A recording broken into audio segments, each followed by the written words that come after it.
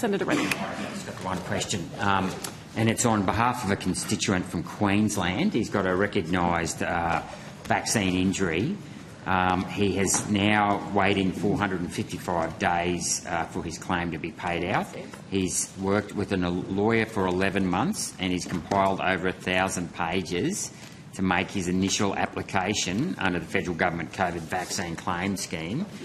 Given that, according to Greg Hunt, the scheme was supposed to be easy to access, an easy-to-access safety net with a quick administrative process, why hasn't this particular person been paid out? And can I say that I have a staff member of my staff who basically works with vaccine injured on a full-time basis, helping them navigate through the paperwork that's required for this scheme. And this was never the intention when it was set up. So why is it taking Services Australia so long to pay out on these schemes? So, Kirsten Fleischer, Deputy CEO, Program Design. Obviously not knowing the exact case, what I can say is the vast majority of claims in the scheme have actually been finalised, so I can only presume that the reason for the delays will there'll be additional information being sought. It could be that further information has been sought around the medical, it could be around some of the legalities or the legal advice. There could be a range of reasons why there is a delay. Well, they've come back to him 3 times to ask for more information. So he gives them what they want every time, yep. And then they come back. And then when he follows up, they say they don't know how long it's going to take to process. Senator Brendan Moon, General Manager, Health Delivery Transformation.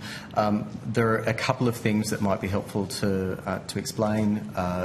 There are a number of points in the process where external experts will likely look at a claim, particularly if it's of a value of greater than $20,000 or where death's been involved. The first place is where a medical assessment is required from an independent person from either the Department of Health and Aged Care or the Therapeutic Goods Association, TGA. Yep.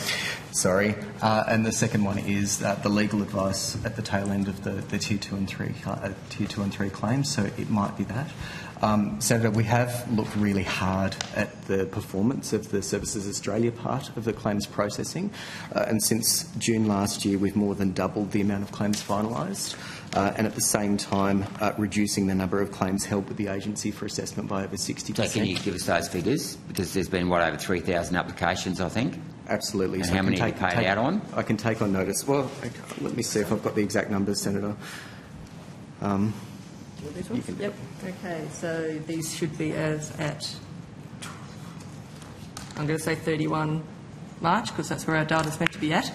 So we have received 4,282 claims, 3,522 are finalised and 760 remain in progress. And of those 3,500 that have been finalised, how many of those were paid out on? 324 have been paid. 324 out of over 3,500. Yep. Okay, thank you.